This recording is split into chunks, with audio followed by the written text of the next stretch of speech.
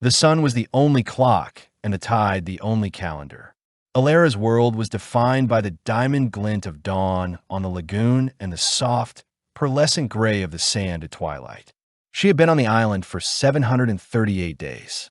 She knew this not from any marked stone, but from the rhythm of her own being. 2 full cycles of the fruiting of the makoa tree, which dominated the island's small, central ridge. Her home, which she called Ethel's Rest, was a small, circular islet in a turquoise sea, barely a kilometer across. It was fringed by a ring of white sand and protected by a coral reef that kept the deep ocean predators at bay. The interior was a dense tangle of emerald jungle, vines and palms, steaming in the midday heat and alive with the calls of brightly colored birds. Alera had not been shipwrecked. She was not a castaway in the traditional sense. She was a refugee.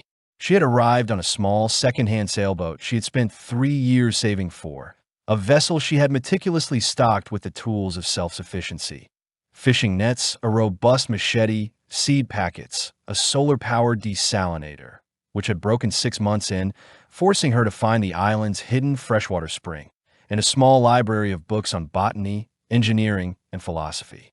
She had sailed for weeks, navigating by stars and a compass, until the digital trackers and the hum of the world she'd left behind was just a bad memory.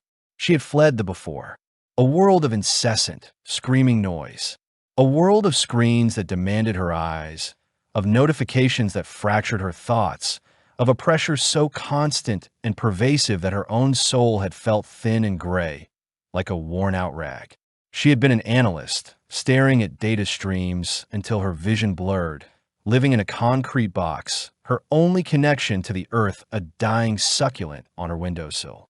Here, her hands were calloused and strong. Her skin was the color of teak, and her hair, bleached by the sun, was a wild, salty mane. Her body, once soft from sedentary life, was now a lean, efficient engine, muscled from climbing, swimming, and digging. Her day began with the sun. She would unbar the door of her hut, a sturdy structure she had built herself from bamboo and woven palm fronds, lashed together with cordage she'd made from coconut fiber. Her first act was always to walk to the lagoon, the cool sand sifting between her toes, and dive into the water. The salt was a baptism, washing away the dreams of the night. Then the work. She checked her fishing lines, baited with scraps of mollusk. Today, she was lucky, a fat, silver-sided trevally, which she quickly and respectfully dispatched with a sharpened spike. She tended her garden, a small, terraced plot on the jungle's edge, where taro, sweet potatoes, and a strange, spicy local green grew in humid abundance.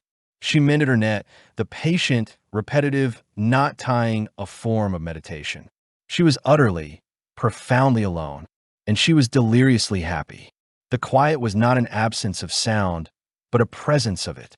The shush, shush, shush of the waves, the rattle of palm fronds in the breeze, the complex, trilling arguments of the birds. She had learned to read the island. The cry of a certain seabird, meant a squall, was moving in from the north. The way the tiny, ghost-white crabs scuttled for their holes meant the tide was about to turn. Her solitude was her armor. Her self-sufficiency was her peace. On day 739, the sky turned a color she had never seen. A bruised, sickly yellow-green. The birds, usually a constant orchestra, fell silent. The air grew heavy and still, hot and damp, as if the world were holding its breath. Alera knew this was not a squall. This was something else. She had read about them, the great storms that scoured the ocean. Typhoons.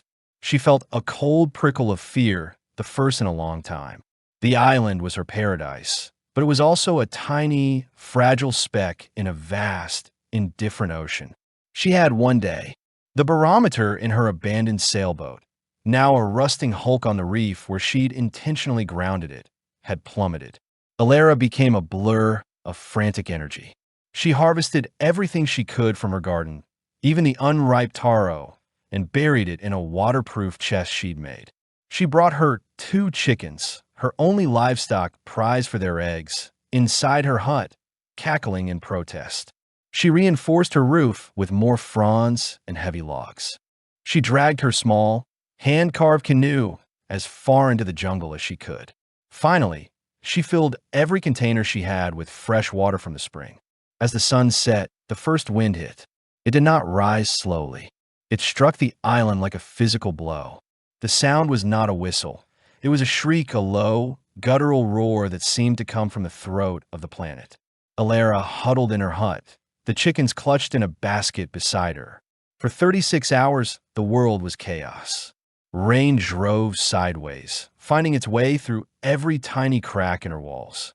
The hut groaned and shuddered, and she lay on the floor, her hands pressed against the vibrating bamboo, as if she could hold it together through sheer will.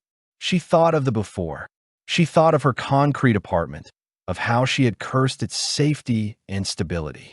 She thought of how, with the press of a button, she could have had food delivered, could have spoken to another human. The irony was bitter. She had chosen this. She had chosen to be this vulnerable. The storms I passed, offering a brief, terrifying interlude of silence, before the wind attacked again from the opposite direction. The ocean, she knew, would be a churning, white madness. The reef, her protector, would be overwhelmed. When the wind finally died down, the silence it left behind was more profound than the noise. It was the silence of devastation. Alara pushed open her splintered door. Her world was gone.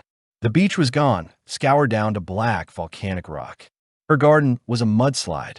Dozens of palms, the island's ancient sentinels, were snapped like twigs.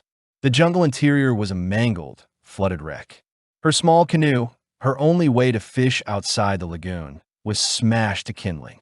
She sat on the wet, black rock, the two chickens pecking nervously at her feet, and for the first time in 2 years, she cried. She wept for her lost garden, for her broken boat, but mostly, she wept for her broken peace. The island had tested her, and she had been found wanting. Her self-sufficiency was a child's game, a fantasy allowed by clement weather. She spent the day in a daze, salvaging what she could. A few tools, her waterlogged books. Her food stores were mostly intact, but her means of getting new food were crippled. The next morning, she walked the new coastline. The storm had reshaped her world, carving new inlets and piling debris high on the new, steeper sloped shore. It was on the North Beach, a place she rarely visited, that she found it. It was not of the island. It was a bright, obnoxious orange, a large, waterproof pelican case, its latches still sealed. It was from the before. She stared at it for a full minute, her heart a cold, heavy stone in her chest. It was flotsam, cargo from a ship likely swallowed by the same storm that had ravaged her home. She dragged the case back to her ruined hut. It was heavy. She sat cross-legged in front of it, her hand resting on the molded plastic. This was a new test. She knew what could be inside. A satellite phone, a GPS, an emergency beacon, a direct, screaming line back to the world she had given everything to escape. Her hands trembled. She looked at her flooded garden. She thought of the slow, hard work of rebuilding, of the hunger that might come before the next harvest. She thought of the sheer, dumb luck of her survival. What if the next storm took the hut? She could open it. She could press a button. A helicopter would come. They would wrap her in a blanket.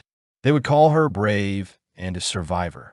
They would take her back to the noise, the screens, the data streams. She would be a story for a week, then she would be, what? An analyst again? A pale, haunted woman with a strange tan? She remembered the feeling of her soul turning gray.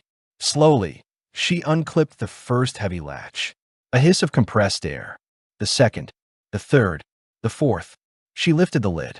Inside, nestled in damp-proof foam, was a satellite phone. Next to it, a block of shrink-wrapped MREs, a first aid kit, and a solar charger.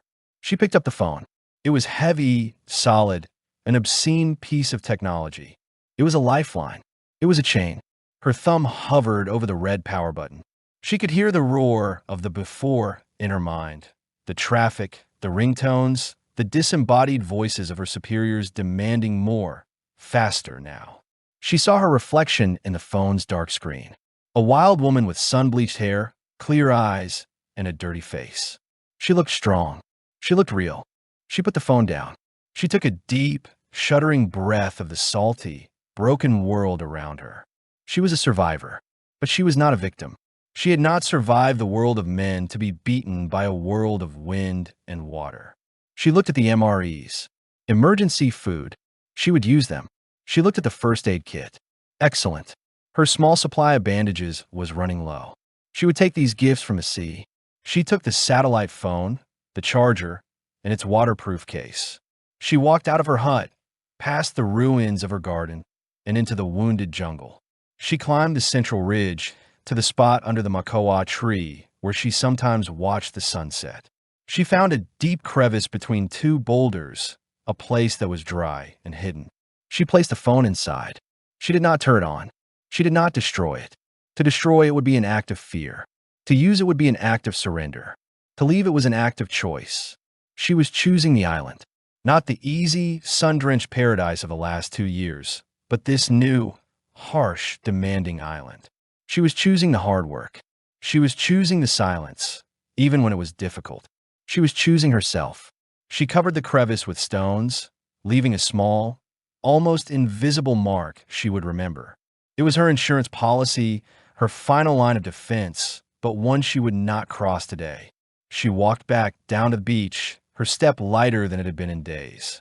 The sun was setting, painting the sky in defiant strokes of orange and violet.